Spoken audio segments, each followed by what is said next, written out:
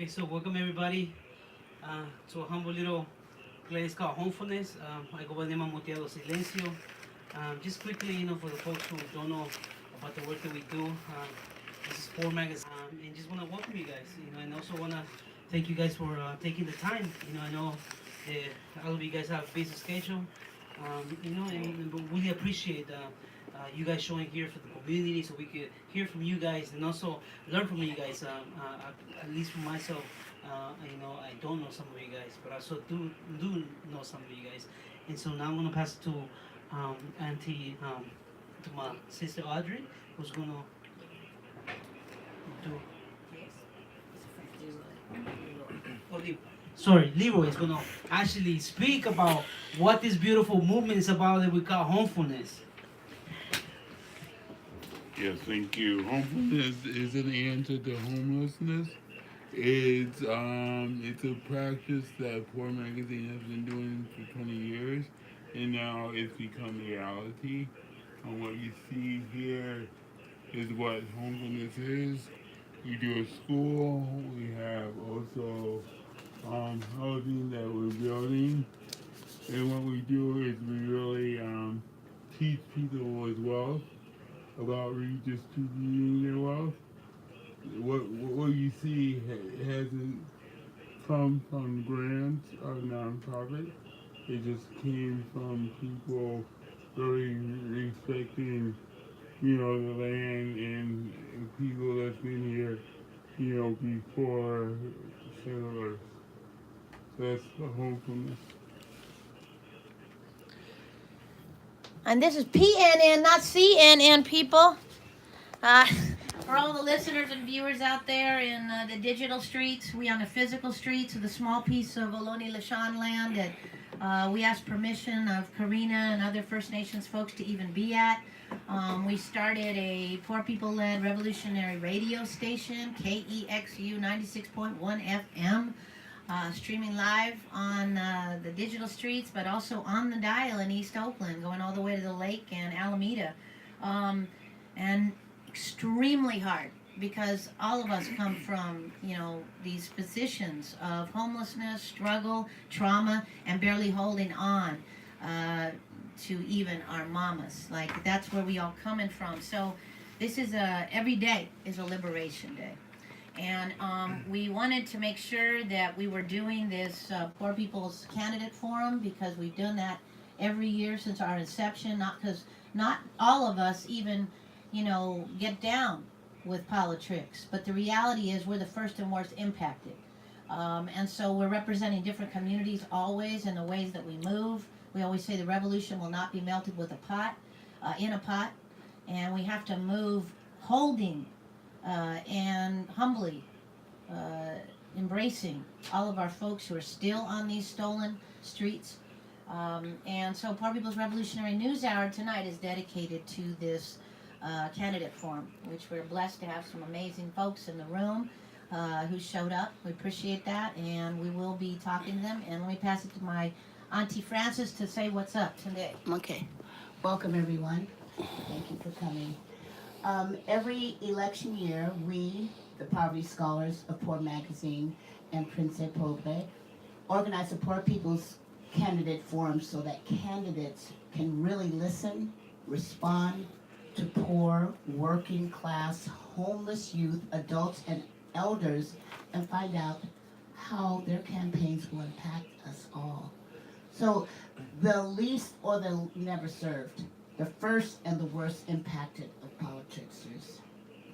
So we will begin with prayer in honor of our comrade, Melvin Dixon, a longtime member of the Black Panther Party. I was with him, blessed to have been with him last night to give him my last kiss. He transitioned on at 9:30 this morning. Hallelujah. So, and the words he constantly was speaking was, keep loving each other, keep it standing, and keep the struggle going. But it was all about love, love, love, love, love. So, in honor of Melvin, I will carry it on. Good evening. I was asked to offer a blessing this afternoon before we started off, and so in our traditional way, I was just going to ask our ancestors to come into the room with us today. So, grandmothers and grandfathers, Creator, we ask you to come into this room and space with us today. We thank you for this circle of people. We ask that we open our hearts and our minds and our spirits to one another, and that we act in good ways, and that we continue the work that we're supposed to do on this earth. We ask that you watch over us while we're here, watch over our families, and watch us as we get home safely. We ask that we do no wrong, that we continue to do in the right path to take care of our brothers and sisters wherever they are. We ask that you continue to watch over our brothers and sisters that are behind the walls, that you uplift them and make them feel good and whole, and that we are there with them. Our brothers and sisters that are on the front lines all over the world, wherever that is, that you continue to hold them up with courage and good hearts and faith. That you take care of our elders and our sick, those that are lonely right now, those that are without a house right now, that we continue to feed them and to take care of them, and to remember that they're our brothers and sisters. To remind us that not too long ago, there was no such thing as hunger or homelessness in this area. We ask that you continue to watch over our little ones, our young ones, and that you keep them healthy and strong so that they can continue the struggles on. Help those that are grieving right now, that you help their hearts to be a little lighter, and that we do everything that we need to do on this earth to make sure that there's water and fresh air for the next 7 generations and beyond. Oh. We always start with agreements. Those of us coming out of all this trauma, oftentimes we splatter it all over everybody. And so one of the work that we do, that we're constantly working on, is the idea of holding us in accountability.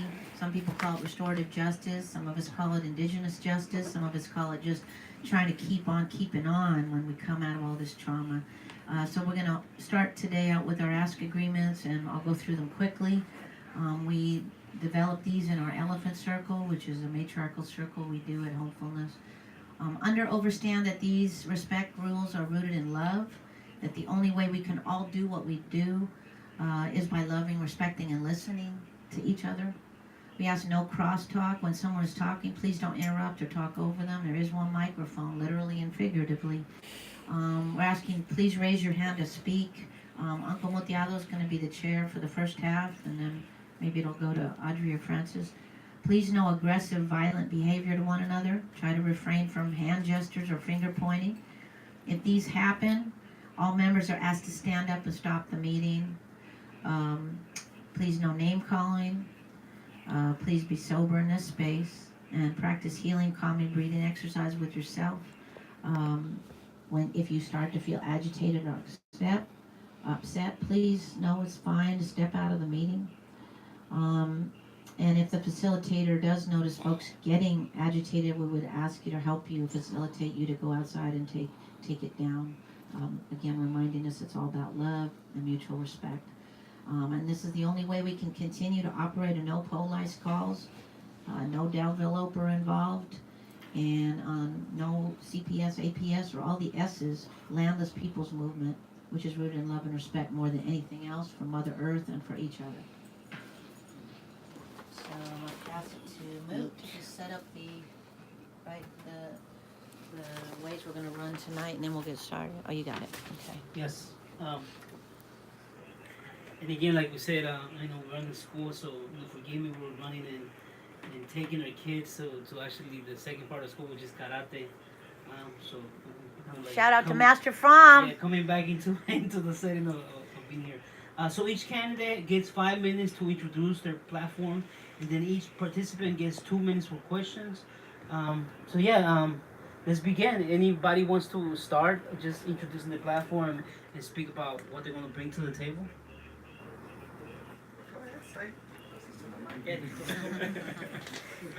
And who's our timekeeper, just so we're clear on that? I am. So Francis and Audrey are 5 timekeepers? minutes. Okay. You want to sit over here? I want to get away. I'm sorry. I'm trying to get away from the fan. Oh, we can turn it off, Sam. Oh, yeah. Oh, turn it off for you. I'll be good with that. Ain't no thing. Let me do that. Does it Does go? that go against my 5 minutes? It gets jarring. It gets jarring. I'll start you off. Okay, no problem. I don't need 5 minutes. My name is Saeed. Saeed Karamus. When I entered the race, I did it because I saw what I saw on the streets, and I just couldn't stand by anymore. But what I didn't realize that I would be in this place, in this community, which was, I'm telling you, there are times in your life, especially when you have so much gray hair as I do, when you feel like you've known everything, and then you have a moment where you encounter something and you discover you know nothing, right? When you feel like you're the strongest, and then you meet someone, then you realize that you're nowhere near. This is one of those moments. This is just by virtue of me being here earlier and kind of observing and taking in the energy and the atmosphere. This is where the solutions are. To be frank, I even feel it as disrespectful for me to even come into you and tell you what my platform is and things like that. Because honestly, if I were to become your mayor, my next and first stop needs to be in a space like this to seek your input, to come with the solutions that are not mine but yours, and just do nothing other than get out of the way and allow you to implement them and provide the city resources to get there. So, and if I may, well, you have invited me and you wanted me to tell you what my platform is, so I will, indulge. But frankly, I don't feel comfortable in saying that because I don't think that my platform actually means anything. In all sincerity, my platform is simple. I believe that in order to restore the community that we have in all aspects, we need to invest in jobs, education, and housing. It all boils down to the family. If you empower the family by virtue of jobs, education, and housing, I think everything else will take care of itself. Pure and simple. We have a lot of problems in our city, but we have unlimited resources. What I say to people is that where we live, the second most abundant resource next to air is money. We have no shortage of money around here, and that's the one thing that we're led to believe is inadequate and insufficient to solve our problems. And that is the most absurd, false, brainwashed thing that everyone has become to accept as truth, and it's just not true. In the last week, locally, the companies have lost over $1 trillion of value. Over $1 trillion of wealth has literally evaporated from the people who surround us, and not one of them has lost a wink of sleep as a result. That's the kind of money is around us. Literally, second most abundant resource around us is money. And here we believe we have people living in poverty. So that's where I'm coming. That's where I know the truth is that it is all imposed upon us, and that's where we need to become the agent who literally stands up to it and says, no, this is not acceptable. We all need to band together. And the amazing thing is that it doesn't take much. If we, as small groups, literally get together and lock arms, we can make huge change. Just look at the 4,000 people in Mexico who are coming up in the caravan, have the most powerful man afraid, right? Alleged, hypothetically speaking, the President of the United States has the most power, is considered the most powerful man.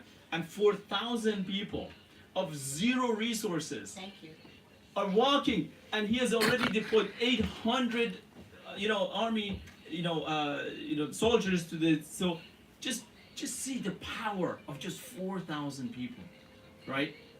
That's where we need to be. That's where we need to be. Thank you. My pleasure.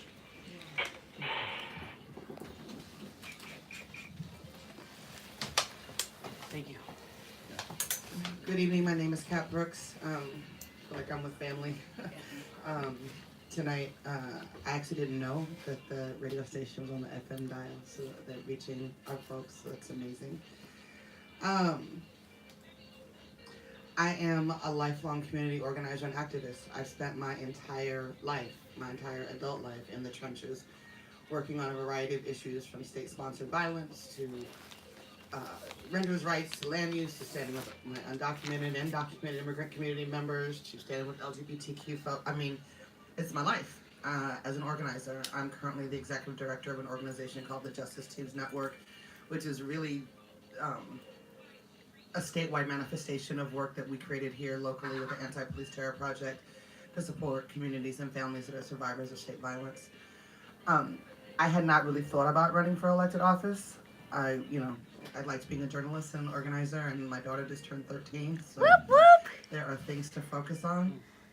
But I've just spent, and it's not that we didn't have problems before, but I have just spent the last 4 years watching the incumbent drive our city deeper into the ground in ways that I never thought would be possible in Oakland, in ways that I never thought would be possible in the birthplace of the Black Panther Party, in the birthplace of the anti-war movement, in the birthplace of so many social justice movements, right? I mean, sometimes we struggle with each other, but Oakland values always seem to rise to the surface. And when I first moved here, along with the Black Artists Organizing Project, we would do Feed the Peoples. We would, some of you join us on some of those. We would make 200, 300, 400 lunches, and we would take them into the streets.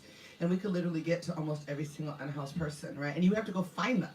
Like, we would have to, like, really go search for our unhoused community members. And so to watch the fact that there are 6,000, and now there's a new report that came out, well, not new report, a report that hasn't been unearthed from 2014, 2015, that's saying the number is closer to 9,000. That was in 2014, 2015, so 2018, what are we talking about here?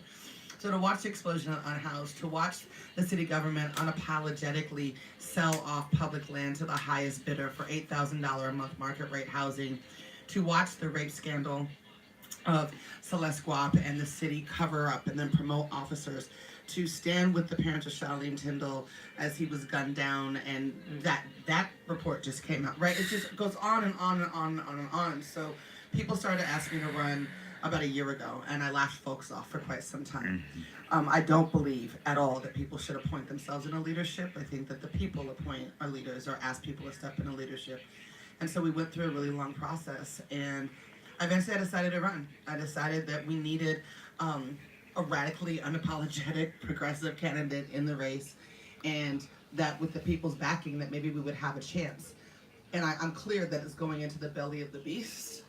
And what does it look like when we truly take the people with us? What does it look like to have real transparency and real accountability and build policies in partnership with the people instead of on top of the people's heads? So our platform actually took longer to come out than a lot of people's, because we built it in partnership with community through a series of town halls and through some other conversations and just going in a meeting similar to this and talking to our impacted community members. And so I'll just say the basic tenets of my platform about equity, justice, and humanity, inclusion, transparency, and accountability, right, across the board, and trying to figure out what are the most progressive, most transformative shifts that we can make inside our government that benefit our most impacted people. And creating a government that focuses on our most marginalized and oppressed folks, because we know when we do like this, everybody rises. When we decriminalize poverty, when we decriminalize being unhoused, when we prioritize using public land for public good and actually building the housing we need instead of the housing that people that don't even live here want.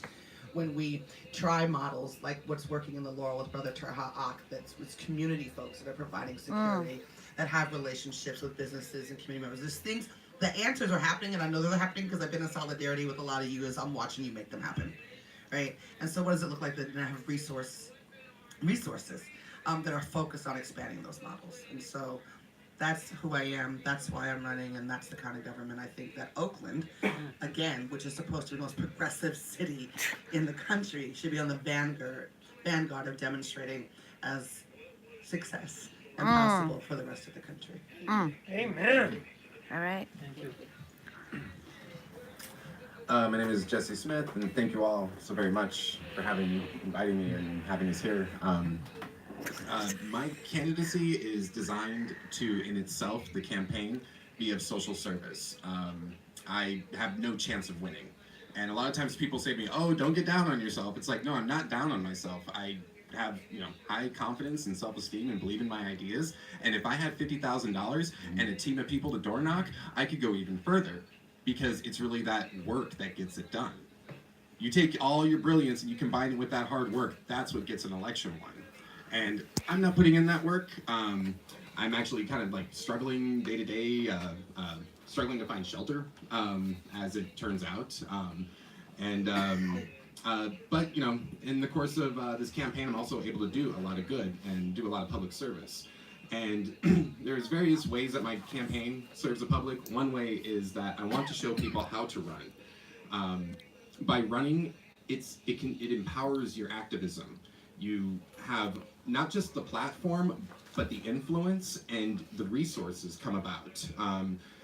You also just get access to information that you wouldn't otherwise. And it's my belief and vision that, especially in ranked choice voting, where multiple candidates don't step on each other's toes, we actually support each other and encourage more voter turnout. More candidates can help the process. I would like to see elections where every community, every language, and every issue and idea has a candidate representing that, empowering that. And also people empowering themselves and the people around them, empowering their immediate friends. There's nothing wrong with that. And at the end of this campaign, I hope to show people quite easily how to do it. I consider myself a single issue candidate. That issue is radical police reform. And if a person supports my solution to the police problem, then they can have their vote counted, their voice counted on that issue in support of that by ranking me number 1. I will lose. So it's important to rank a single issue candidate, a candidate that can't win. It's important to rank them number 1, because when they're eliminated, your vote gets transferred to whoever else. For instance, if you vote rank me 1, and then you rank Cat 2 or even 3, that's basically a vote for Cat, because I'm gonna get knocked out maybe 200 votes and maybe a few thousand if I really catch fire, but we're talking about tens of thousands of votes to win. So that's how that works. But basically my platform, my solution, I call it civilian administration, eliminating the police chief, internal affairs, and the political power and autonomy of the police, which gets into details, and if there's time or interest in me getting into those details, I can. Thank you. No, I think that's the only, got three candidates here. So now we're gonna set out the participants. And I know Francis was gonna start, right?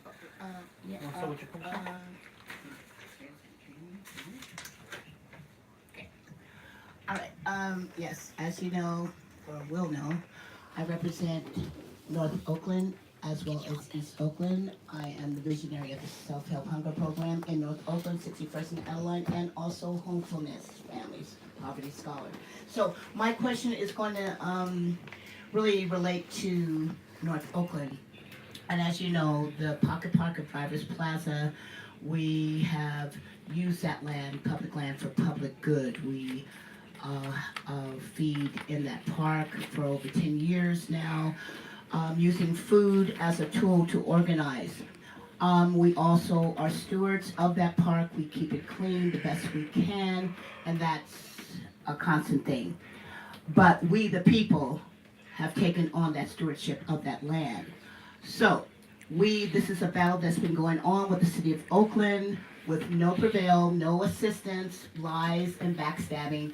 We felt that because we do utilize that park in a large way, an everyday way, that we deserve to have a porta potty. This is a porta potty that will serve the needs of basic natural needs of relieving yourself in a dignified manner. We have taken it upon ourselves to even bring in our own porta potties, so the city shut us down. So my question is, what powers do you have, or leverage, or influence in building strong, positive relationship in a public park, pocket park such as Drivers Plaza, in providing basic services for the community that you serve? 1 minute left. Yes. You got 1 minute left. Yes. Yes. That's my question. So the mayor has, tremendous latitude Oh, wait, 1 second. I'm sorry. Are you a candidate, honey? Yes, ma'am. Oh, okay. Okay. Maybe So- she could introduce her platform real Why don't we get, do you want to let them answer first, or do you want to do platform and then go back and answer? Yeah, again? that she's here. Let's do Go platform ahead. real quick. Okay, go Sorry ahead. about that. That just 'cause she's just came in. Apologize.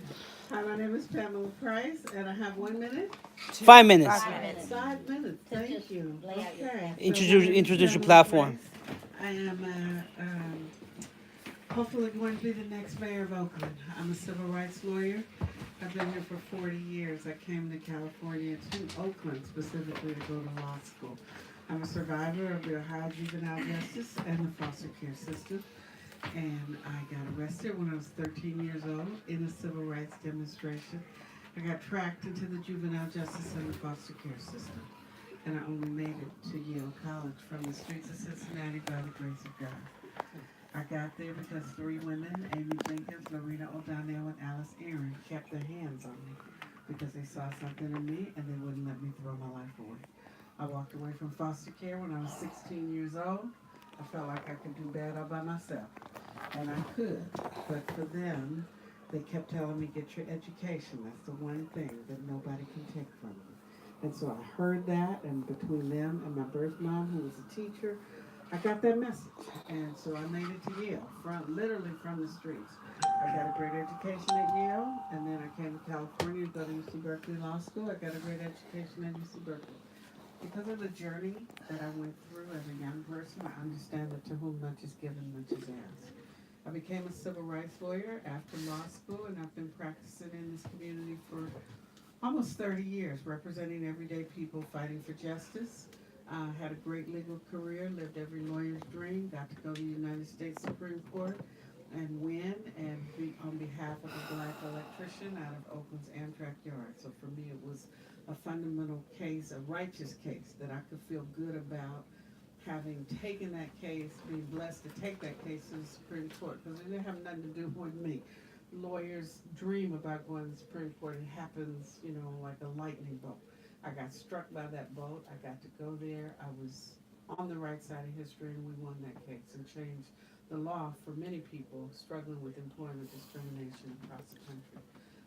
I'm also a pioneer in sexual harassment, having been the lead plaintiff in the first sexual harassment lawsuit under Title IX while I was at Yale, joining with literally thousands of women across the country to address sexual harassment. I'm a domestic violence survivor, sexual assault survivor. So I've had experiences in life that have taught me a lot. I'm a mother, I'm a grandmother, but I've been a member of this community. I've been a participant in so many movements that started here, and I've been an advocate for justice basically all my life. So it's my honor and privilege to be able to stand in this moment and understand that Oakland needs a champion. I've been honored and identified as a champion of justice by the National Lawyers Guild. I've been the executive director of the San Francisco Lawyers Committee for Civil Rights. And so I've been fully engaged in the practice of law in a way that benefits people. And so I understand what you have to do to advocate for people. I understand what you have to do to hold public officials accountable. And that's what I bring to the table. All right. Thank you. Thank you for having me. I Do you remember that question? I do, but you want to just You do better for, repeat it for Oh, I'm Pamela. so sorry. Yeah. Yeah. Okay. Wait, hold on 1 sec. I just have to plug this in. Okay, here we go. Okay, let me just, I represent North Oakland as well as East Oakland. I am the visionary of the Self-Help Hunger Program, which is housed in North Oakland, and I am a poverty scholar, and I am a family member of Homefulness. So, but my question that I have pertains to North Oakland and the constant fight of 10 years, over 10 years, that we've had in that park, using that public land for public good. This is where the Self-Help Hunger Program, which is self-help truly by the neighbors, the merchants, the participants, everybody gets involved. This isn't the Francis Help Program, this is the Self-Help Hope Program where everybody's, So we have had a long battle being good stewards of that land, using food to communicate, to build community and to organize, and also to provide the basic respectful amenities that people deserve, such as a toilet. Not to mention running water, but a toilet. So we have in the past went out, set up, and fundraised to get a porta potty. With no help from the city, lies going here to there, passing the buck, I'm thinking, well, can I go to the city council person, come and find out the city council person tells me they have no power. So I'm asking the candidates, what power do you have, leverage, influence in building strong, positive relationships to public parks such as Drivers Plaza, and providing the basic services for communities that they serve, like Drivers Plaza, and providing a toilet, a basic toilet, so that people can relieve themselves of the natural function respectfully. And 2 minutes for response. And no, you guys are keeping time, right? Okay. Yes. Okay. Yeah. So that is it really goes back to that whole this false notion of scarcity that I was talking about, right? There's first of all, I don't think it's right to settle for a porta potty. Porta potty is not, to me, a dignified way to relieve yourself. I think the city has under the streets or abundant supply of running water and abundant supply of sewer lines. So to tap into both and create a toilet that flushes and the sink that runs and with the soap and the hand towel is nothing for the city of Oakland. So yes, we need to have those kinds of facilities available to people everywhere because we all go through the exact same needs, and that's a fact. As a part of my platform, I've said that on the very first evening, I would stop locking out people out of the bathrooms that are available to them in the city's own properties, such as the city hall and Oakland's, headquarters and parks and all these other buildings, because what you just said is just true. They all need to go to the bathroom, and when you lock people out, then you're forcing them to go into the streets, sidewalks, and storefronts, and it's just so inhumane. Someone asked me, why then, if it's so easy, why doesn't the current mayor do it? I said, I don't know, I won't repeat what I said. Because you said you'd be polite and respectful, even to the people who are not here. So with that said, I'll pass to the next person. Thank you. So we know that the mayor has tremendous influence over how we respond to these types of requests. The mayor is a person that implements the policy that controls the budget and administers the budget. And so as the mayor, of course, I would have tremendous influence over that, responding to that request and how we respond to that request. And that's why I'm running, because the mayor is the person that has the power to make things happen. And so to the extent that that's a completely reasonable request, which it is, it's fundamental that we should have public lands for public good, that people should have access to public lands for basic human needs. And one of the things that will be a fundamental theme of my administration is to make sure that we honor and respect the dignity and the humanity of each person in this community. And that's something that's sorely lacking. That's why we have a homelessness crisis, because that's why we have a police department that's out of control. That is at the root of so many of our problems, is that we don't fundamentally respect people who live here. And so we have the capacity. I have the capacity to do that. The government has the capacity to do that under the right leadership. That's right. And so to the extent that there is a request that's made, it's a reasonable request, there's no reason why we cannot have fundamentally places for people to go to the bathroom.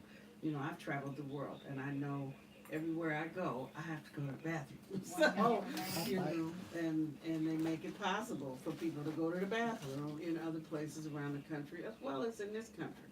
And so the fact that we have an administration that has run you around, that has not responded to this request, is criminal. It really is. And so that would stop, and that would not be happening. Thank you.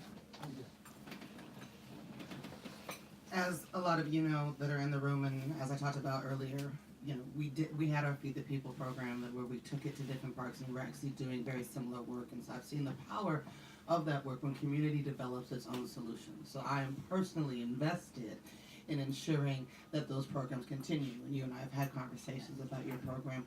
So you shouldn't have to, and it's more than that. Like, we need leadership at this point where groups should not be having to make requests. Like the mayor should know what is happening around the city, right? Staff should know what is happening around the city and should be ensuring that community groups that are doing grassroots solutions to city problems should have the resources that they need. And we should be working in partnership and hand in hand. And that's why I developed my platform in partnership with the people to uplift solutions like that. And then when I have the resources and the platform as mayor, then it will be about distributing the resources to the programs that are serving our people in the most transformational ways. Thank you. A lot of improvement can come just from not intentionally denying people their services. This has been shown in the recent UN report, which condemned Oakland and San Francisco as the only two American cities for inhumane and cruel practices which violate human rights. They said that we are trying to force people out of society by cutting off resources like this. So that's just one level of it. We just, like, how do we improve? Stop sabotaging it. Secondarily, in terms of plans, I've long been a huge fan of Saeed Karamuz's plan. It's got 3 steps, and a lot of it has to do with some economic details, but the first step, and I agree with those, but the first step of having people come into the public buildings, this, to me, it's like an embrace from these marble buildings. It's people will feel connected again. Am I a citizen? Do I belong here? Can I take a piss? Can I enter this building? Can I be treated like a human? And that's what that sends that strong emotional signal. When it comes to working with the groups, the most important and the key aspect of being mayor, I often point out that Kat Brooks is the most qualified person to be mayor because she's been doing this work. Today at trying to stop, and we did stop the city from evicting the senior encampment on 12th Street. When Kat walked up, circle formed, everything got organized, and that was like really the most potent and active part of today was when she showed up. And so this is, that's my answer to the question. Thank you. Next question. It's Leroy, I think. Leroy? It's Leroy. Right here. Hello, elders, how you doing? So, Fine. good. So I'm gonna read my question / statement. I have been on many commissions under 3 mayors, from New York to San Francisco, working with local governments, nonprofit communities on disability issues. And I saw activist mayors turn conservative once getting into office. With this, as we know, Section 8 has been under attack on the federal level forever. And now,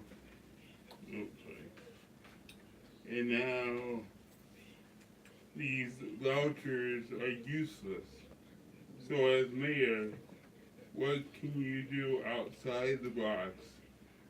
And can you work outside the box as mayor? And also, what's your definition of affordable housing? Oh. Did a twofer.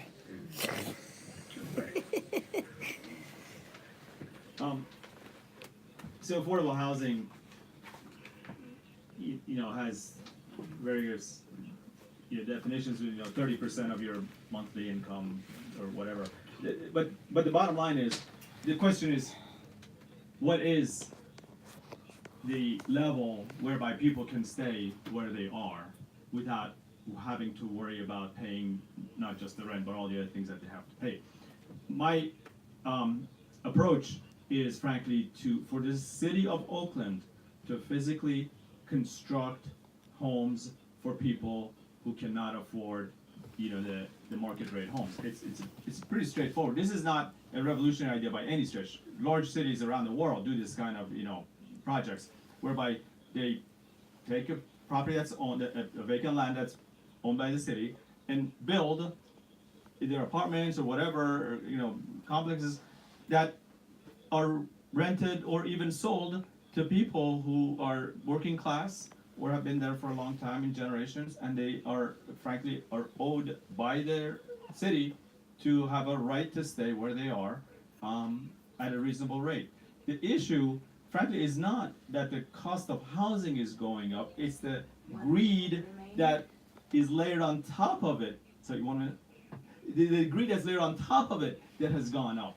So the same homes were actually affordable maybe like 6 years ago. What happened? It was just the greed and the speculative, dimension and the influx of the tech workers who are causing these rates to go up. Likewise, if you take the exact same structure and move it down, 15 miles to Hayward or San Diego or something, the cost all of a sudden goes down. What happened? Same thing, right? It's just that demand. All we have to do is just build the same quality homes without the developer greed, and people can afford it.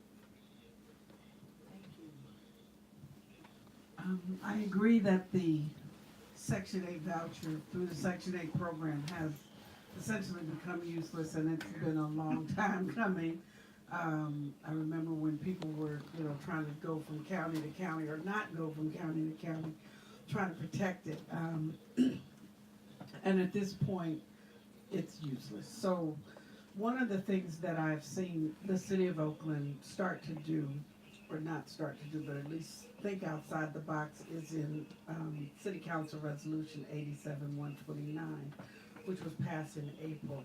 And one of the specific provisions in that resolution is that landlords who honor Section 8 vouchers would receive like a 30% reduction in the business taxes owed to the city of Oakland. And so it creates a financial, it suggests that we can create a financial incentive for landlords to accept Section 8 vouchers. I think that we need to implement that, which to my knowledge has not been implemented. We need to implement that, and then we need to go further. We need to look for incentives, and if we have to create our own program to incentivize landlords to ensure that they are willing to cooperate with the city as we start to create affordable and low-income housing. That I agree with Saeed, we have to build below market rate housing, but until such time, we can't build our way out of this. My definition of affordable housing is not, I want to think outside the box and reject the average medium income analysis, because it doesn't work in the Bay Area. The average medium income as defined, by the government is exorbitant for folks who have to actually live here and pay the cost of living here. So we know that doesn't work. So I think that we have to come up with our own and enforce and implement as a city our own definition of affordable housing, and do cap it at even, I'd say, 25% of your income, assuming you have income. Because if you don't have income, then we've also still got to be able to provide affordable housing, and looking at folks who are on subsidies and just, aren't bringing in anywhere close to what would be defined in American economy as even low income.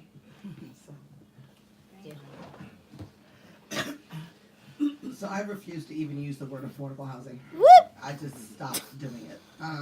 What I talk about is low income, and workforce housing, because that's the housing that we need.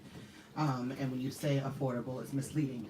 And we don't have the time to get into the definitions all the time. That, sorry, if you're making $80,000, $100,000 a year, that can't be the definition for affordable housing. So the first thing is, let's have honest conversations. The second thing in terms of the vouchers is that the city boasted that they got 75 new landlords to accept Section 8 vouchers, but what they don't talk about is that they lost 1,000 over a 5-year period, right?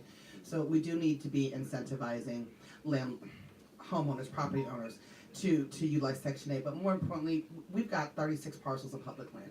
And let's just keep it 100. We have 36 parcels of public land that we could be building low income, and workforce housing on. It actually does not need to take all of that long. It does not need to take 5 years. That's for the market rate development housing. It can be done rapidly and quickly, and there are actually people right now that are fighting with the city to be able to build that housing, because the city was told by the state that it had to designate particular parcels of land. This is above and beyond our 36 parcels, particular parcels of land for people to be able to build nonprofit housing for our unhoused communities, and they are being met by roadblock after roadblock after roadblock. And these are people that are like, good people in tech, right? But people that make their living and they want to take that money and they want to take this parcel of land, they want to build this housing, and they get the developments and they get the lease, and the city does everything in its power to stop them. So thinking outside of the box means stop doing business as usual, right? Stop impeding progress that is people driven.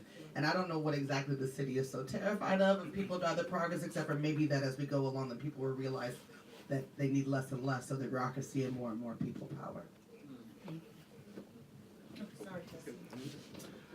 Just want to say a few words on Section 8 first, which is, I've known it to, some years back during the Brown years, Jerry Brown, it was used, and not just in Oakland, but it's often been used to push forward developments. And, we hear it's Section 8, and then the building goes up, and then suddenly it's not.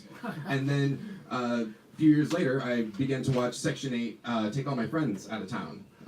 It became a relocation program. So the idea of saving Section 8, we need something else, something better, something that actually has the spirit of what we think of when we think of Section 8. Although it was that was the name of a music collective I was a part of, so I always have a fondness there.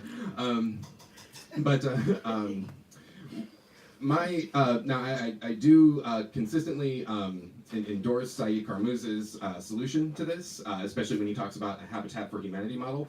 But my own politics is that we have more units open than there are people on the street. This is a matter of the economic system. It's more a matter of ideological extremism, that we are throwing ourselves into like the worship of capitalism, free market fundamentalism, neoliberalism, call it what you will, trickle down. This is a bizarre dystopian, sci-fi future that we never expected. I support the use of eminent domain to collect property, and a use it or lose it policy on all buildings. We don't have to surrender everything to the free market. And the only form of socialism it seems we get is the police. I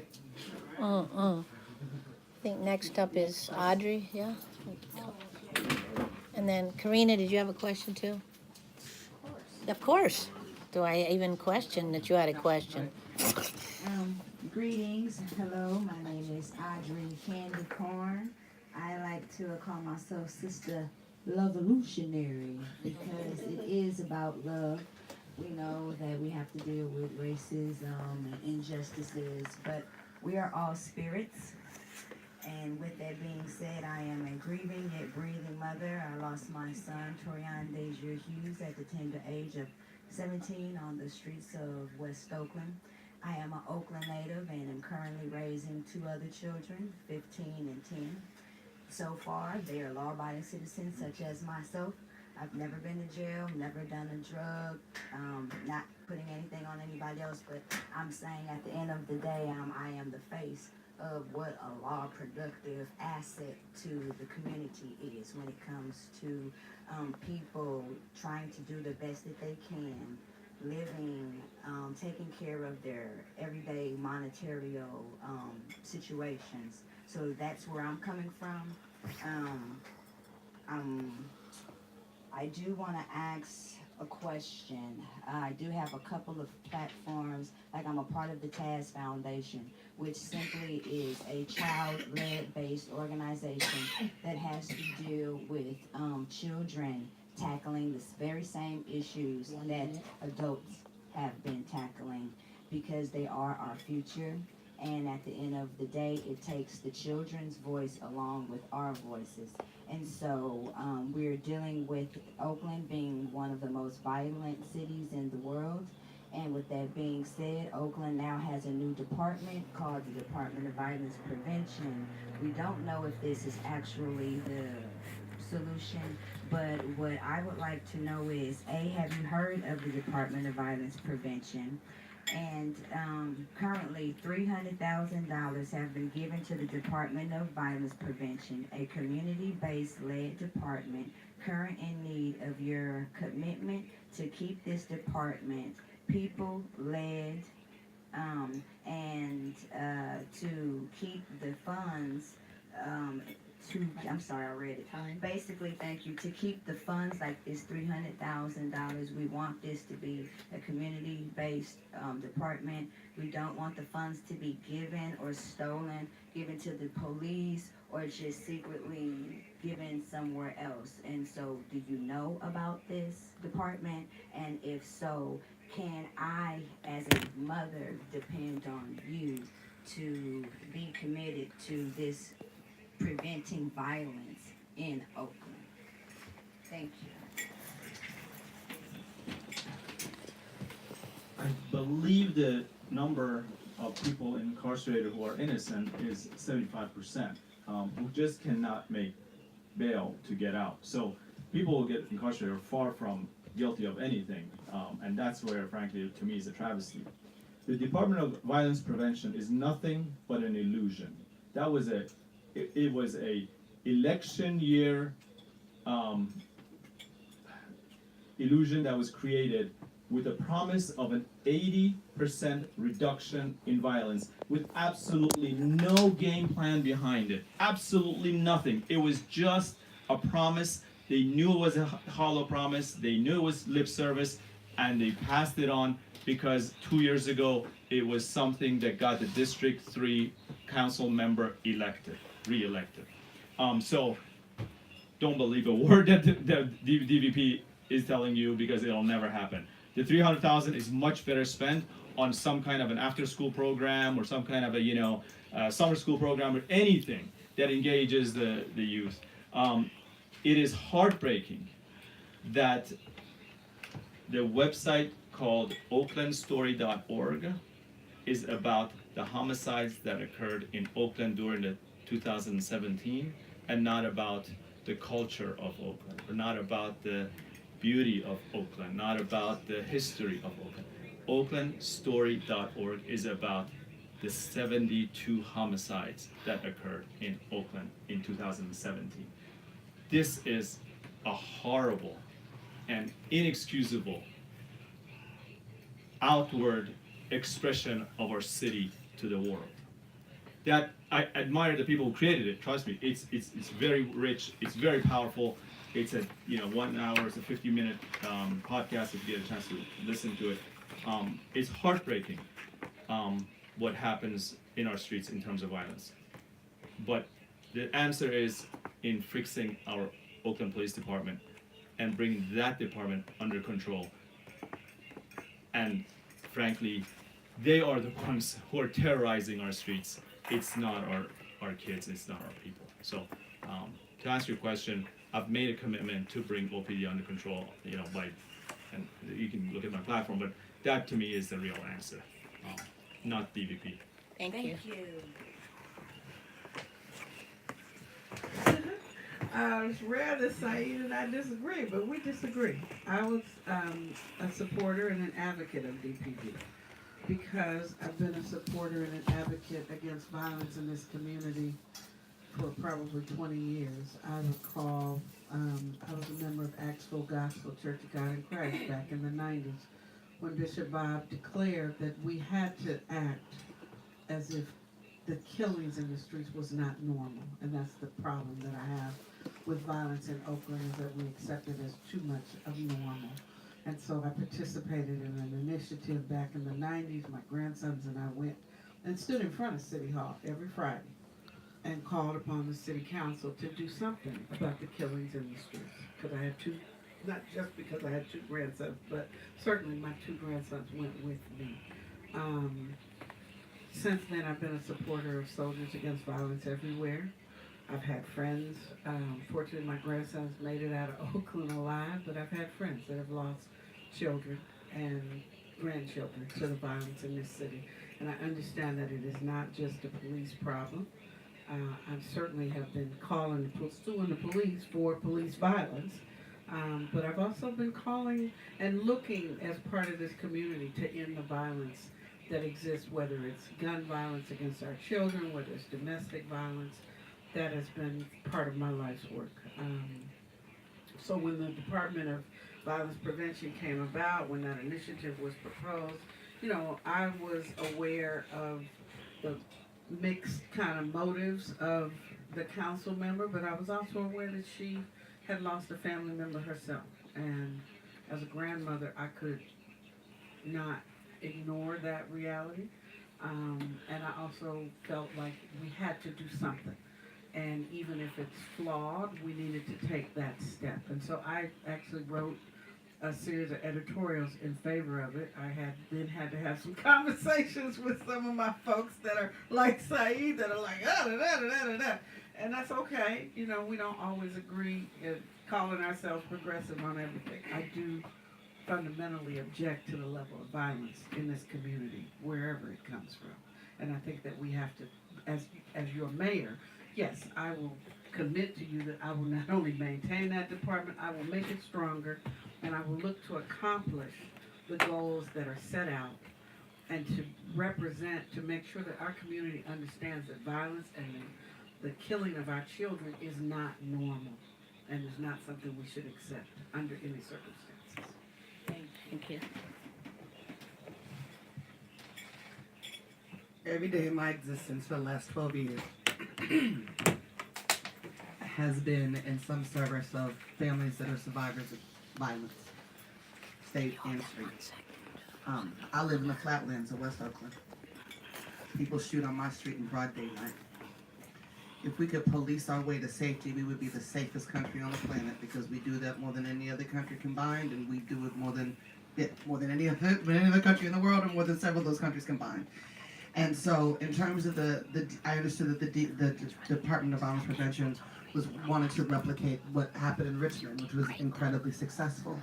And I feel like we're getting closer to investing the kind of resources we need into that program so that we can replicate the success that we had in Richmond. We need more resources. People I know and love are very deeply entrenched into making sure that the Department of Violence Prevention is successful. And so we need to invest more resources. And not just in the Department of Violence Prevention, in prevention, period. Right? Prevention, I am much more interested in getting to the gun before the bullet flies than getting to the mother. She's putting her child in the ground. And we know from mountains of research the things that keep people safe. Jobs, education, clean streets, access to mental health, trauma support, substance abuse prevention and treatment. These are the things that we need to be redirecting the almost 50% of the police budget, and certainly the $30 million of unauthorized overtime that they clock every single year, into things that actually stop our children from gunning down other children, right? Things that actually address the trauma that is in our communities. So the answer is, what I support is the strengthening of the Department of Violence Prevention.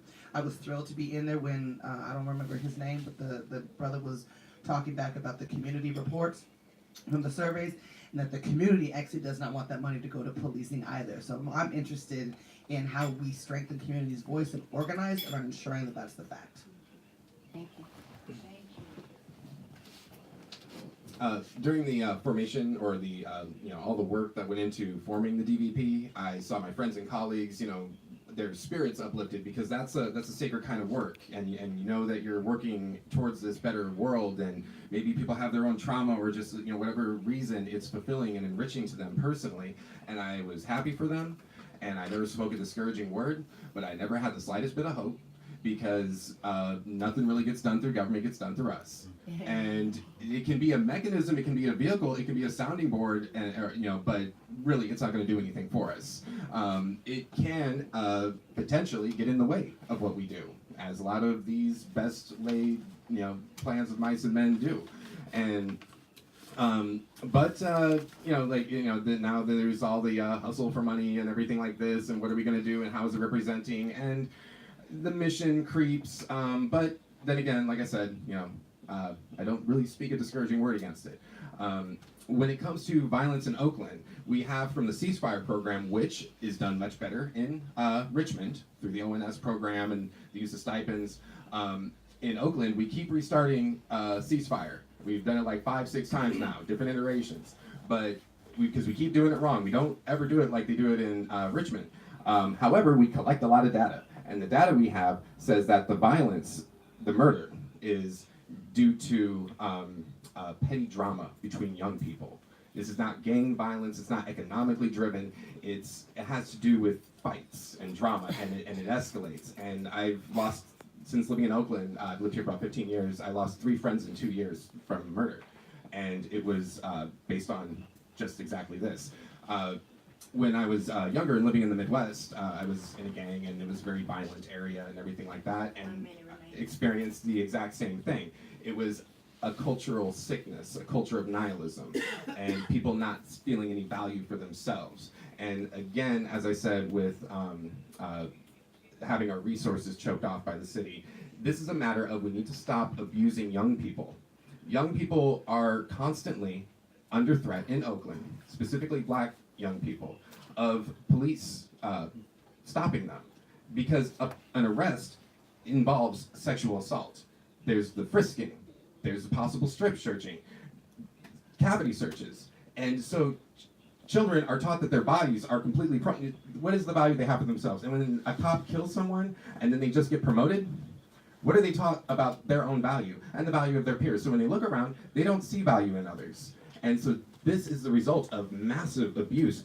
If we just stop that, I'm sure we'll see the natural tendencies of people will show their better side. Thank you. Let me just, we have 2 more questions and then we're going to close it up. We're already over time, but we want to make sure people get out of here no later than 6:30. I apologize that we're already over time. Go for it, Okay, Karina. That's not your fault. I have a gazillion questions, so Uh-oh. I'm gonna pick one. Okay. Okay. Can you say who you are too, hon? Oh 'Cause yeah. you didn't get to introduce. Karina Gould. Yeah, I'm Karina Gould. I'm the spokesperson for the Confederated Villagers of LaShawn. I also run two small nonprofits.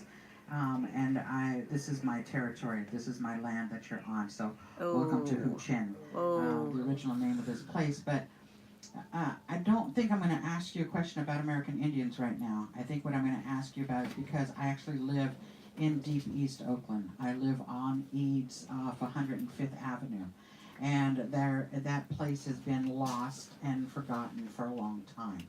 Cal Endowment has actually spent $10 million in this neighborhood, and not much has changed. We've had the same city council person in this neighborhood for many, many years and has not done anything here. Most of the folks that are in city council or in the mayor's position rather stay downtown, and nobody ever comes out here. And we know that West Oakland is being gentrified right now. And even though there's been gentrification that's happened all over this town many times over, because I've lived here in my territory for my life, it never gets really down here. Nothing happens in this area. There's no commerce that comes here. There's no housing for the people that are living here. We have multiple people living along our railroad tracks right now that nobody sees because nobody's here down here. There's folks that are living behind the warehouses that are down in this area.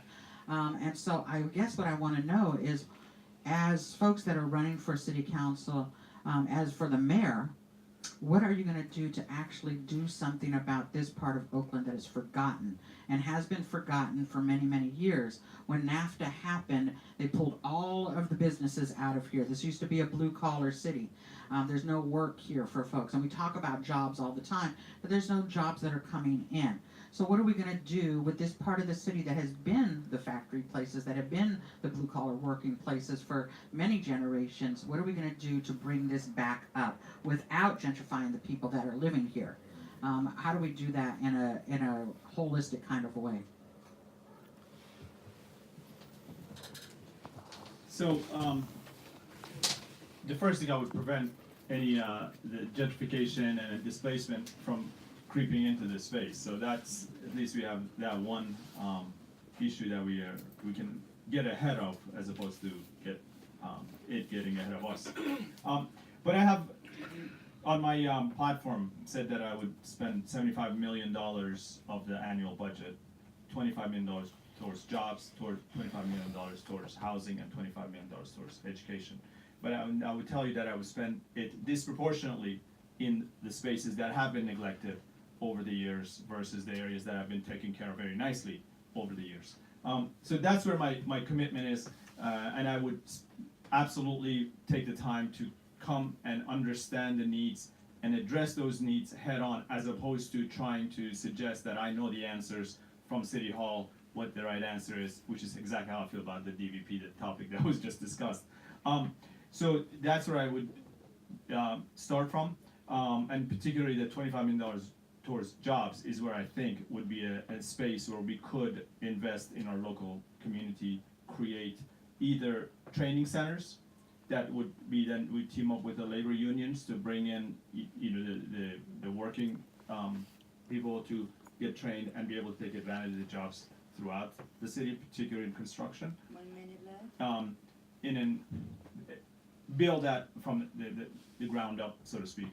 And then allow the commerce to then come in, because when now you have a community that has disposable income, will then attract business to come in to take that money and, whether it's a bank, whether it's a supermarket, whether it's, a variety of other things. So that's where I would go. Thank you. So I have, remember when there was industry and jobs in East Oakland when I came here. And I've lived on in the east side for more than 20 years now. And I can tell you from my experience, I see the decline, I see the difference in how this side of town is treated from Rockridge, Montclair, North Oakland, other places in this city. And I'm thoroughly, committed to making sure that the east side gets the resources and the attention that it deserves, that we invest as heavily as we can in this part of town. So I have 3 things that I've thought about. One is, first, with respect to the infrastructure, cleaning up our streets, making sure that we stop the illegal dumping and that we devote energy and resources to cleaning up the streets. Also cleaning up the potholes, which is, you can tell when you drive down 98th Avenue where you are based on how the street is, which is it's been evident for years. And you're right, our city council person has done not a damn thing about it, and that's ridiculous. So that has to change. Second, I'm in conversation with people about how do we bring manufacturing back to Oakland? How do we create jobs that everyday working class people can do? How do we get beyond the robotization of manufacturing?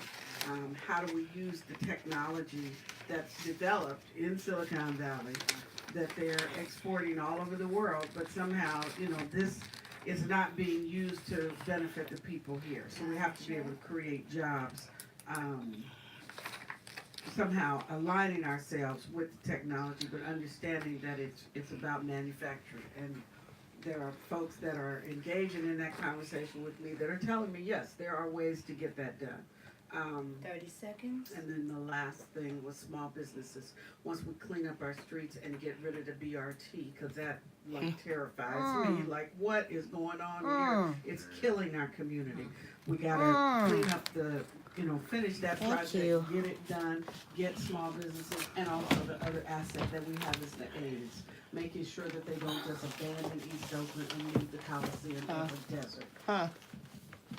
Thank you. Pamela ended where I want to start. We have to get in front of what disaster the BRT is going to mean for East Oakland. Right. Because it either is going to mean that it ushers in a horrific era of gentrification, or that it leaves East Oakland as a deserted wasteland. Those are the only 2 options for the BRT right now, given that none of that conversation was begun with an equity lens, and the city went around to East Oakland-based organizations and had meetings in their facilities and then slapped their name on the flyers, leading our community members to believe that they had engaged in these conversations. And it's just not true. So that's first and foremost. That is to me, the biggest threat facing East Oakland. If we don't get in front of that potential disaster, then we've lost, right? And that has to happen, whether it's a progressive in the seat, right, or if we've got to, as community members, put a halt to that. So, and then I've been talking a lot about, we do need development in East Oakland, right? But we need development without displacement. And particularly, that is about how do we empower East Oakland residents, in particular, to open up businesses. What kind of partnership, because most small businesses are set to fail, most of them. What kind of technical assistance programs can we prioritize for East Oakland in partnership with Peralta and the city so that they have the resources that they need? How do we streamline permits? How do we bypass fines and fees for getting businesses started. And he's not in the room, but I actually like Marshawn Tapman's plan for Hagenberger, and for that to be an area where we could bring in business and we could combine it both with small business and also B corporations, right? Not box stores that don't pay living wages or unionize, but B corporations that consider the totality of their impact on a community that could pay living wage jobs. Thank you. And then we also would need workforce development agencies inside the city of Oakland. So there's a whole bunch of people getting a whole bunch of nonprofit dollars to supposedly train what they call the unhireable, which I actually find an absolutely offensive term. But if you're talking about poor people, folks that are struggling to get work, folks that have just come home, folks that were betrayed and not held and tended to by the miseducation system, which it means most of us, a lot of those folks actually don't have the resources to get to the outskirts of the city to get the job training that they need to get. And so we need workforce development agencies inside our most impacted communities to train our Oaklanders for living wage jobs. And then we need to incentivize the right types of organizations that share our values. And like everyone else, I've made it my commitment, because my whole platform is based on equity, and so equity means we deal with the places that have been messed over the longest, and that's East Oakland, so this is where we have to come first. Thank you. I always feel so fortunate to be in East Oakland at this time of day, because this is the most beautiful sky I've ever seen. And a century ago, Impressionist painters would come from around the world to make pilgrimage to here because the light is so unique. And it's my belief that the natural beauty of this area has always imbued the people who live here with a kind of a higher dignity, a grandeur, a greatness, a resilience, and I believe that's what we see. And in the revolutionary spirit that's always come out of here. And I believe that needs to be protected, and I believe needs to be empowered. And I don't think anyone outside of East Oakland would know how to do that. East Oakland is the last bastion in Oakland for black land ownership, and that must be protected, and it can be protected if the political will exists. And with that secured, and as you know, also the development ideas that they have coming through here, they are pretty threatening the way they stand. There's also business opportunity zones and all of these other things that could possibly threaten this area. But I do believe that East Oakland, can stand resilient through the decentralization of power. I've heard plans to split Oakland in two to preserve East Oakland, and I don't support that idea, although I find it an interesting one. What I support is, it's called participatory budgeting, which is in Oakland divided into 55 different districts, little neighborhood councils, and those councils vote on how to spend the budget for the entire city, the discretionary budget, half of the budget, what is it, 500 million a year? Let East Oakland decide how to spend money out here. That money can be spent on parks, it can be spent on your own security, it can be spent on business development, services, shelters, and also we need to revamp when it comes to retaining ownership of land out here. We need to do something about the community development block grant program, because it had a lot of great potential and it fell apart over time. And now it's just become a crony situation where a few people know where these secret meetings are and they get together and they bang a gavel in a strange kind of ritualistic meeting, and the money never actually goes towards preserving land ownership out here. It winds up becoming a slush fund for a few people. And the way to do that is to go through the either go through the council person, the council people of East Oakland, or start something new altogether, which we can do. Okay. So I know that Kat has to leave and possibly others because we've gone way over time. I have literally one question. I'd like to ask people to do 30 seconds. That's all we need. If that's okay with you, we can start, Kat, and you have to leave. Also, just to let folks know, you're listening to PNNKEXU 96.1 FM, The Crossroads, streaming live on poormagazine.org/radio. And this is PNN, not CNN. And we are the Poverty Scholars, that houseless mama, that houseless daughter. All the people you don't want to see, never want to be, look away from. What you going to do, arrest me? I'm in your city. Which segues to my question. As a houseless person with my mama for literally my childhood, starting when I was 11, and then later with my son, getting bounced around from the gentrification, and I pronounce it a little different when we're not on the FCC dial.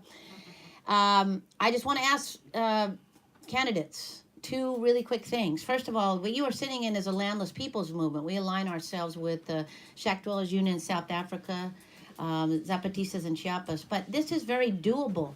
And so I'm wondering to get a commitment, if you're not with it, if you are with it, to actually consider a different way of dealing with land. We actually are legally and spiritually taking this land off the real estate snake market, and we're building specifically with redistributed, stolen, and hoarded wealth. And so, will you even, I can't get a politrickster to listen to homefulness. I can't they don't even let us in our office. So I'm wondering for each one of you powerful, conscious people, if you'd be willing and able and open. And then last thing is, will you be willing, are you willing, straight up, yes or no answer, to put a moratorium on displacement in this city if you are elected? Woo. Boom. That part. Time check, 6:40. All right, 30 seconds, please. Yeah, every 30 seconds. First of all, I went on your website last night or the day before, and I read about your principles here, and I absolutely 100% support that. And yes, I would put a moratorium on displacement. Okay. Thank you. Yes and yes. All right. Absolutely, and I just want to encourage the listeners, though, because I'm going to use my 30 seconds. I want to encourage people that are listening. There's a lot of rhetoric that happens at election time, right? There's a lot of people in this race, but you need to check people's receipts. You need to Google people's names and see what they've been doing and how they've been standing and who they've been rocking in solidarity with, right? And make sure that they have been deep in the trenches with the people, and that is not just, because they decided to run for mayor. And so I can say yes, and my over a decade of work in this city backs up my yes. So yes and yes. Thank you. A large part of my political philosophy, my personal philosophy and application is deferring to experts, always. And you would be the experts. So, of course, you would be requested your assistance. And as far as moratorium on displacement, we have a lot of tools we can use. The strongest yes, radical yeses that might scare people. All right. All right, so give ourselves a round of applause, our beautiful candidates. Thank you. For listeners and viewers, we're actually going to go on to just talk about the ballots. So if candidates have to leave, go ahead. Thank you so much, Kat Brooks. Thank you so much. Love you. Thank you, Jesse. Thank you to Saeed. Thank you to all the folks who are here helping out. And for listeners and viewers, just so you know, we are taking a short break and we'll be right back. And we are going to make sure that we get these ballot initiatives make sense. All right, love you, baby. Where's the ballot initiative? Oh, could you hand me that big old pile? All right, we're just gonna go around and. Thank you, everybody. Yes, please. And you can take a paper from one of the youth scholars, Kat and Jesse and Pamela and Saeed. There's the paper, the Decolon News, created all youth-led, all nations, all generations. Kat, take one, please. And yeah, and read it. It's good. All right. Much love, family. I'll read this. Okay, and let us know what you think. Yes. Okay. We're just going to go around really quickly and read the voter guide because for listeners and viewers, I know us poverty scholars are completely confuddled, confused by these voter guides. If you could pass one to Leroy and Karina. I passed them already. Oh, you did already? Okay. Okay, let's go ahead. Francis, why don't you start with the first box, Proposition 1. Okay. And help for the homeless, or help to end the homeless. Proposition 3 is yes. Provide safe drinking water and repair water infrastructure.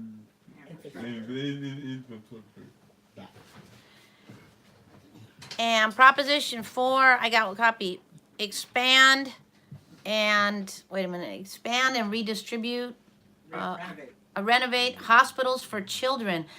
Now, I want to just back up a minute to tell listeners and viewers that this is from Oakland Rising. They're an NPIC. They're good people, though. They're filled with conscious folks who work in there, who did some really deep dives into these propositions. There are a couple here that we will go into a little bit more detail because they're filled with lies around the campaigns.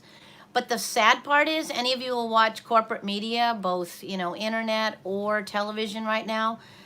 So many of these ballot initiatives have multi-million-dollar campaigns that are telling lie after lie about them. So that's why we're doing this right now, because I know that I am so confused by what to do. And it is actually really terrifying how much money some of these corporations are spending to confuse us, okay? Okay. Anyway, moving on, number 5. Number 5 is no. Stop corporate attempts to take how many? How many? $2 billion $2 billion per $2 year. billion dollars per year from Our schools and our community. schools and communities. That's crazy. Going to Audrey next, or Karina. Audrey, if you got it. Number 6, a big whopping no. Stop the attack on bridge and road safety that hurts public transit we rely on. Okay. Interesting. Actually, number 7 is no position. That means you can make up your own mind what you think about it. It says it makes it easier for California to switch to permanent daylight savings time. If you like the daylight savings time the way it is, then you vote no. And if you would rather just not change change it once a year, you vote yes. Okay. What do people think about daylight saving times? I liked it. Okay. Okay. All right, go ahead, Leroy. So, Take it away. 8 is yes, yes, yes, yes, and yes. Protect kidney patients from excessive dialysis charges and discrimination. Okay, we got to go into a little more detail on that. There is literally a $1 billion campaign to actually go no on 8. It's billions of dollars. It's one of the most amounts of money going into any proposition. Okay, why? 3 guesses. The first 2 don't count. HMOs, people. Corporate Western Industrial Medical Complex doesn't want to lose their money that they are now making bank on our poor bodies. Let's be real. Who's on dialysis? That's a poor people illness. Oh, you already know. Yep. And so what this humble proposition does is actually puts a cap. It doesn't even go down. It puts a cap on the amount of profits that they make. So all that to say, please, folks, please don't believe the lies. Please vote yes on 8. Yeah, go ahead. All right. Proposition 10 is yes. Yes. Yes, yes, yes, yes, yes, yes, yes, yes, yes, yes, yes, yes, yes, yes, yes, yes, yes. Y-E-S. Why? Oh, okay, and so people need to know this is the one that me and Leroy and Mutiado have been reporting and supporting in our Poor People's Revolutionary News Hour for literally weeks.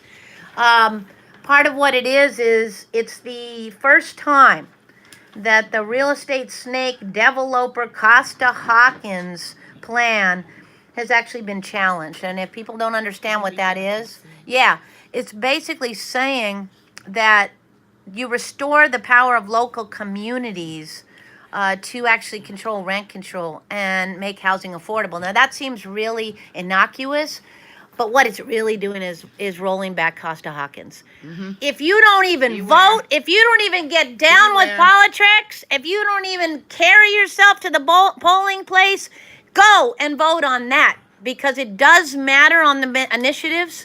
Vote yes on 10, please. Thank you. 11, no. Reduce basic employee protections like paid break time for private ambulance workers.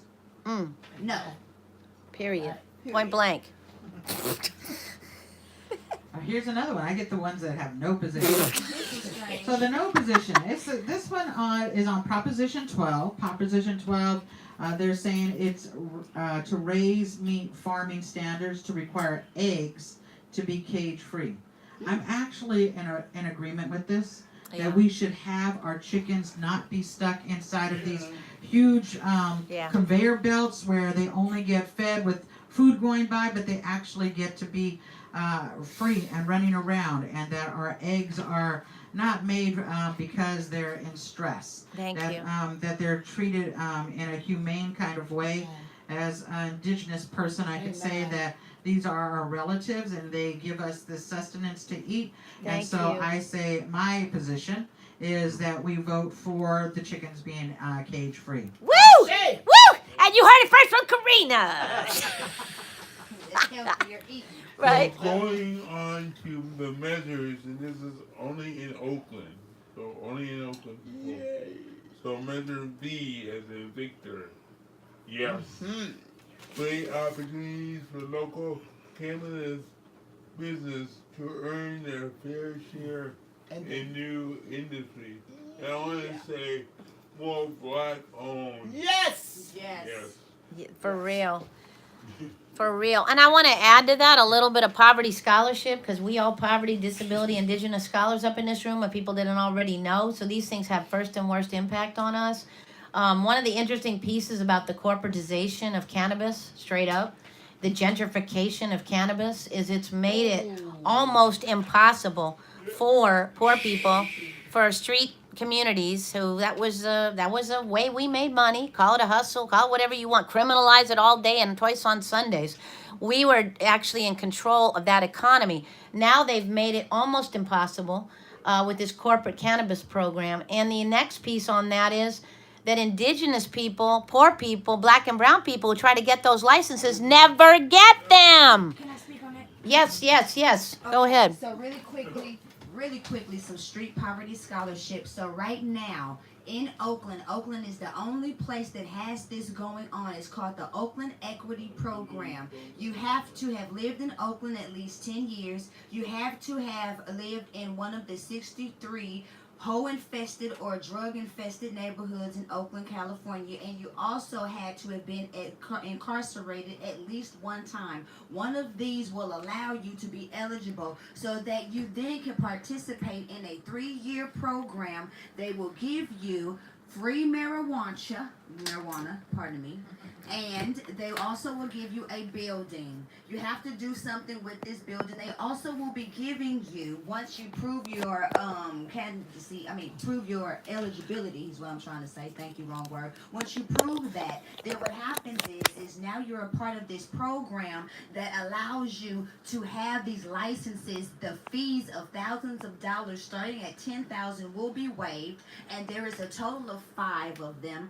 And I encourage you, if you are of melanin complexion, to Google this information and see if this might be an opportunity for you to not be discriminated against. Thank you. Nice. Beautiful.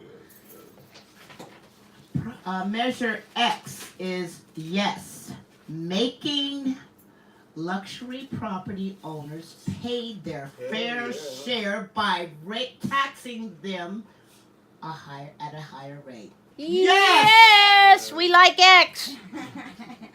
We like X. Right, and I got Z. Yes, protect Oh no, Y. You didn't go to Y. Why? Which is a yes. Protect renters in duplexes and triplexes from unfair eviction. Okay. And I say yes. Thank you. On that. Yes. Please. Absolutely yes. As a victim of that mess. As a victim of this madness that I almost got sucked out of the city of Oakland, That's or right. either on the curb in a tent. That's right. Vote yes. Okay. Yes. Can I just put a little bit on that? Yes, please. We need more, Karina. So really what people are doing is that they're using their properties that have the duplexes, and they're saying that they're moving in themselves as property owners. Thank you. Or moving a family member in and displacing people that have lived in these duplexes and triplexes for many, many years. And so what we need to do is vote yes on this measure, but we also need to push it a little farther.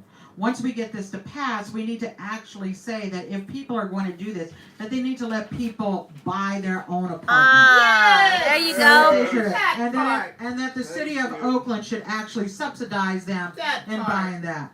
So that's my 2 cents. Love Okay. So measure Z is yes. It protects hotel workers from sexual assault and wage theft. Oh my God! Is that like something that should have never been having to be on a ballot? Proposition, thank Yes, you. oh, wow, it should never have been a measure. So yes, time is up, Oakland. We need to support our folks and not to be sexually assaulted Thank you. at their job Thank you. and have their wages stolen away from them. Thank you. Yes on Z. All right. Okay, so the last one, this is the first time looking at this one, is AA. It says no position. Costly, unaccountable partial tax to fund Head Start as well as college readiness and savings. Interesting. I have something to say on it, though. Yeah. Yeah, I do. Head Start gets a lot of money. Yeah, it does. I'm not exactly sure why, and it's all about who backs these things. But I do want to be really, Head Start gets money, but it also doesn't get money. Under the Trump-Clan administration, he's been cutting money from food programs for elders. This fool don't care who you is. So these federal programs like that, nowadays, which actually help the poorest people, the poorest families who only have the front line or the first information, from health fair and stuff like that, they're getting cut. And so this little poverty scholarship on this AA, which I guess, these folks may not have known, is that money needs to go to Head Start. Head Start is actually now losing millions of dollars of funding thanks to Trump-Clan and the Republicrats. So it's actually pretty serious. I wanted to add that this is Oakland, this is California, but a lot of our listeners and viewers are also coming from the Ohlone Lashawn village of Yalamu, aka San Francisco, gentrification city. And there's a lot of measures over there as well, which we're not going to go into, but I got to speak on Proposition C. Proposition C is literally poverty scholar-led, and that's what's really powerful about it. It was a thing that a lot of poor folks actually took part in writing. Shout out to our comrades at Coalition on Homelessness, and a lot of our street scholars over there got together and wrote that, and really all it is actually taking some redistributed, hoarded wealth from those wealth hoarders, aka tech gentrifiers, like, all of those big crazy tech dudes, Twitter and Apple and Snapple, and you take your pick, none of whom paid taxes. And basically getting them to kick down a little bit of money, because it's a drop in their buckets, so that we poor folks can actually have mental health services, which honestly, that's probably the fastest one that'll affect us. And I'm hoping that they'll actually do, projects like Homefulness, because, we don't really need more developer, nonprofit housing developers. I'm not even with that. But shout out to the Prop C folks. If you get this, and you will when you win it, think about Homefulness. So, yes. He's on Jeff Adachi in office, the public defender. That's right. In San Francisco. That's right. Who actually kicks ass for poor folks. Really kicks ass, so vote for him. Yeah. So we are closing out, folks. Station ID from Auntie Francis. KEXU 96.1 Revolutionary Radio. Woo! That's station ID from Sister Save a Soul. KEXU 96.1 FMLP Low Power. All right, station ID from my KEXU 96.1 coming at you. Woo! KEXU in your face. 96.1 FMLP, the Black Cripple. And we out!